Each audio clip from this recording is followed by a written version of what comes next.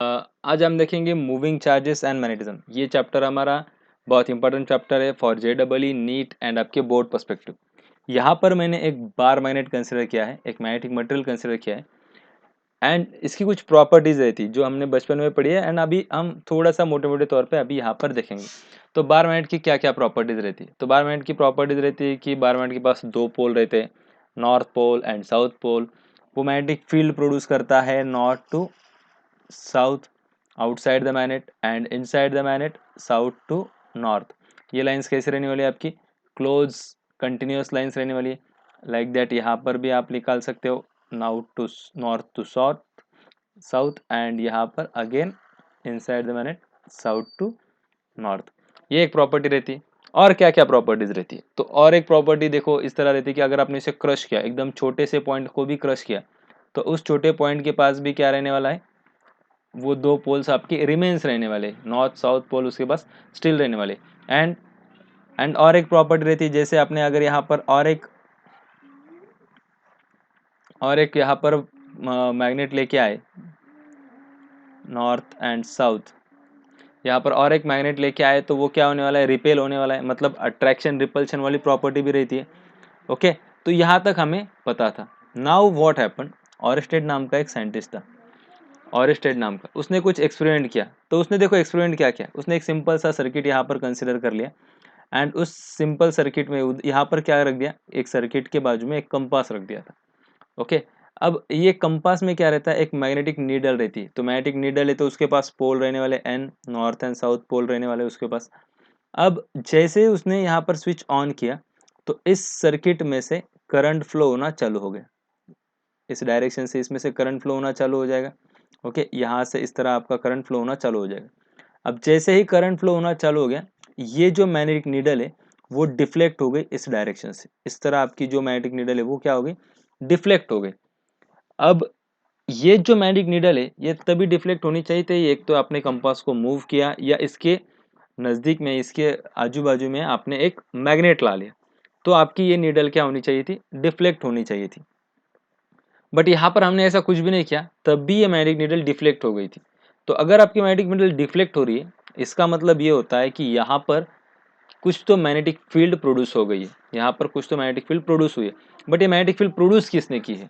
क्योंकि हमने तो यहाँ मैग्नेटिक मटेरियल लाया नहीं है, हमने कंपास को मूव भी किया नहीं है, तब तो फिर इसने ये मूव कैसे हो गई, ये मैग्नेटिक नीडल मूव कैसे हो गई? तो ऑरस्टेड ने ये फाउंड किया कि current carrying conductor also produces magnetic field. मतलब ये बहुत न्यू डिस्कवरी थी कि मैग्नेटिक फील्ड सिर्फ बार मैग्नेट ही या मैग्नेटिक मटेरियल ही नहीं प्रोड्यूस करता है, एक करंट कैरिंग कंडक्टर भी मैग्नेटिक फील्ड प्रोड्यूस करता है। ये बहुत बहुत ही पावरफुल डिस्कवरी थी हमारे लिए और इससे बहुत सारे आगे आगे हमारे जो भी प्रॉब्लम्स आते थे वो बहुत सारे प्रॉब्लम्स हमारे सॉल्व होने वाले हैं। ओके, तो ये ऑरेस्टर ने डिस्कवर किया था कि current carrying conductor magnetic field produce करता है। ओके, यहाँ तक समझ में आ गया था। देन उसने और कुछ सेवरल एक्सपेरिमेंट किए, जैसे कि अब सेम सेटअप है, मतलब कुछ भी चेंज नहीं किया, बस उसने ये जो बैटरी है इसके कनेक्शन, यहाँ पर मैं भी लिख देता हूँ, ये जो बैटरी हमने यहाँ पर कंसिडर की है उसके कनेक्शन चेंज कर दिए। ओके, इसके कनेक्शन चेंज कर दिया, मतलब बैटरी को थोड़ा रिवर्स कर दिया एंड देन स्विच ऑन किया। ओके, यहाँ पर नॉर्थ साउथ पोल जैसे कि वैसे है एंड उसने ये देखा कि ये जो डिफ्लेक्शन है वो अब रिवर्स हो गया है। ये जो मैग्नेटिक फील्ड, ये जो नीडल है, इसका जो डिफ्लेक्शन है वो क्या हो गया? रिवर्स हो गया है। इससे क्या समझ में आया? इससे ये समझ में आ गया था कि अगर हमने करंट की डायरेक्शन चेंज की, यहाँ पर जैसे मैं स्विच ऑन करता हूँ तो करंट इस डायरेक्शन से फ्लो होना चालू हो जाएगा। ओके, अब अगर करंट की डायरेक्शन चेंज हो जाती है तो मैग्नेटिक फील्ड की डायरेक्शन भी क्या हो रही है? चेंज हो रही है। ये एक ऑब्जर्वेशन था। ओके, तो फर्स्ट ऑब्जर्वेशन हमारा क्या था कि current carrying conductor produces magnetic field. Okay, second observation क्या था हमारा कि अगर करंट की डायरेक्शन चेंज करते हैं तो मैग्नेटिक फील्ड की डायरेक्शन भी आपकी चेंज हो जाती है। मतलब यहाँ पर क्या हुआ था, जैसे स्विच ऑन किया नीडल डिफ्लेक्ट हो गई, स्विच ऑफ कर दिया नीडल अगेन अपने प्रीवियस पोजीशन पे आ गई थी, ये चीज हो गई थी। नाउ थर्ड ऑब्जर्वेशन देखो क्या आ गया था। अब ये जो बैटरी हमने यहाँ पर कंसिडर की थी, ये जो बैटरी हमने कंसिडर की थी, सपोज हमने ऐसा समझ लिया कि ये जो बैटरी है ये हमारी 12 वोल्ट की है। ओके, एंड हमने उसे थोड़ा सा इम्प्रूव करके यहाँ पर 24 वोल्ट रख दिया। तो 24 वोल्ट की हमने बैटरी यूज़ की, मतलब थोड़ी सी पावर उसकी बढ़ा दी। ओके, थोड़ा वोल्टेज उसका बढ़ा दिया। तो अब जैसे हमने उसका वोल्टेज बढ़ा दिया तो यहाँ से करंट फ्लो होना भी, इससे यहाँ से जो करंट फ्लो हो रहा था वो भी बढ़ गया। अब जैसे उसमें से ज़्यादा करंट फ्लो हो रहा तो हमें ये समझ में आया, तो प्रीवियस जो डिफ्लेक्शन था उससे ज़्यादा डिफ्लेक्शन अब इस टाइम हुआ है। क्या समझ में आया हमें कि जैसे हमने स्विच ऑन किया इस टाइम पे बैटरी को हमने चेंज किया, 12 वोल्ट से अलावा हमने 24 वोल्ट की बैटरी यूज़ की, तो क्या हुआ, ये जो डिफ्लेक्शन था ये क्या हो गया, ज़्यादा हो गया प्रीवियस टाइम से। तो हमें और एक चीज़ समझ में आ गई कि करंट की स्ट्रेंथ अगर हम चेंज करते तो मैग्नेटिक फील्ड की स्ट्रेंथ भी क्या हो जाती है, चेंज हो जाती है। ओके, तो ये चीज़ें हमें अब तक समझ में आ गई थी। तो ये अगर आपको बोर्ड में क्वेश्चन पूछा जाता है कि एक्सप्लेन और स्टड एक्सपेरिमेंट, तो आपको क्या करना है, बस ये 2 फिगर निकालना है एंड मैं जो पॉइंट यहाँ पर आपको अभी बताया वही लिखना है। तो क्या पॉइंट बोले थे हमने कि current carrying conductor produces magnetic field. Okay, ये पॉइंट देखा था हमने। एंड देन करंट की डायरेक्शन चेंज करते हैं तो मैग्नेटिक फील्ड की डायरेक्शन भी चेंज हो जाती है। थर्ड पॉइंट हमने क्या बोला था कि करंट की अगर स्ट्रेंथ चेंज करते हैं, मतलब अगर करंट बढ़ जाता है तो मैग्नेटिक फील्ड भी बढ़ जाती है, करंट अगर कम होता है तो मैग्नेटिक फील्ड भी आपकी कम होती है।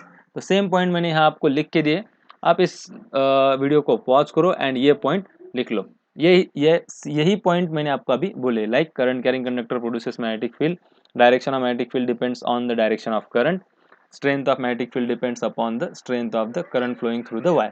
Okay, now next, अब देखो यहाँ पर क्या है, direction of magnetic field. Direction of magnetic field मतलब क्या कि अगर आपने बोला है कि करंट कैरिंग कंडक्टर, मतलब एक कंडक्टर में से अगर करंट फ्लो हो रहा है तो मैग्नेटिक फील्ड, वो एक मैग्नेटिक फील्ड प्रोड्यूस करता है। तो वो मैग्नेटिक फील्ड जो प्रोड्यूस करता है वो किस तरह प्रोड्यूस करता है, ये हमें फाइंड आउट करना था। तो मैग्नेटिक फील्ड जो प्रोड्यूस होती है उसे फाइंड आउट करने के लिए हम क्या करते हैं, right hand thumb rule use करते हैं। कौन सा वाला यूज करते हैं, राइट हैंड थंब रूल। देखो वो क्या लिया, वो क्या है, if a current carrying conductor is held in a right hand such that the thumb of the right hand represents the direction of current flow, then the direction of folding fingers will represent the direction of magnetic field lines. Okay, यहाँ पर मैं आपको एक बार उसे explain कर देता हूँ, उसके बाद आपको इसे रटने की या मतलब रोज डेली रटने की उसकी जरूरत नहीं करेगी। देखो क्या है, यहाँ पर कंडक्टर है एंड हमने ये बोला है कि इसमें से इस डायरेक्शन से करंट फ्लो हो रहा है। ये आपकी किसकी डायरेक्शन है, आई, करंट की डायरेक्शन।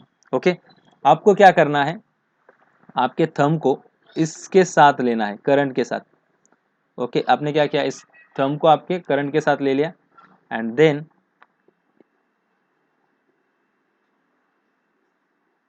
इस तरह से आपको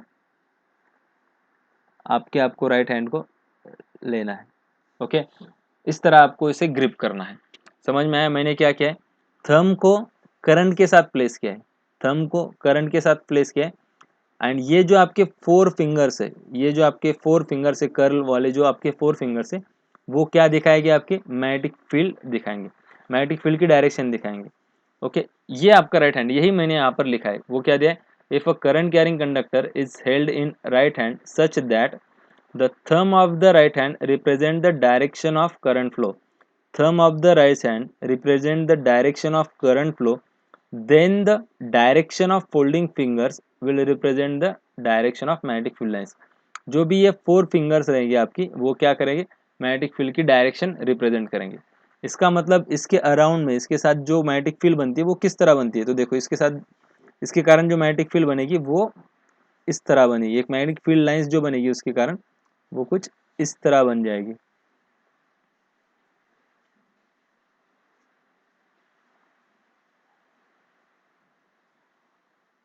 ये इस तरह आपकी मैग्नेटिक फील्ड लाइंस बनती जाएगी। ओके,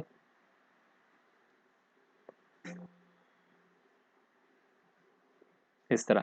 अब ये जो मैग्नेटिक फील्ड लाइंस है ये कैसे बनेगी, यहाँ से बाहर, मतलब स्क्रीन के बाहर आते हुई एंड यहाँ से वो अंदर जाती हुई, यहाँ से अंदर जाती हुई। तो हमारा देखो राइट हैंड, अगर आप इसे ले लोगे, आपके थंब को करंट के साथ प्लेस करोगे तो देन यू विल रियलाइज कि आपके ये जो 4 फिंगर्स रहेंगे, ये 4 फिंगर्स ये क्या करेंगे, बाहर आते हुए रहेंगे। तो बाहर आते हुए मतलब यहाँ पर आपका जो मैग्नेटिक फील्ड है वो यहाँ से बाहर आती रहेगी एंड यहाँ पर वो अंदर जाने वाली बन जाएगी। ओके, आई होप सो आपको ये कंसेप्ट समझ में आ गई होंगी। नेक्स्ट लेक्चर में हम इसकी एक्सरसाइज ले लेंगे, बहुत सारी एक्सरसाइज ले लेंगे, देन यू विल अंडरस्टैंड बहुत अच्छी तरह से, आप देन यू विल अंडरस्टैंड और more better way. Okay, I hope सबके लेक्चर समझ में आ गया होगा। Thank you.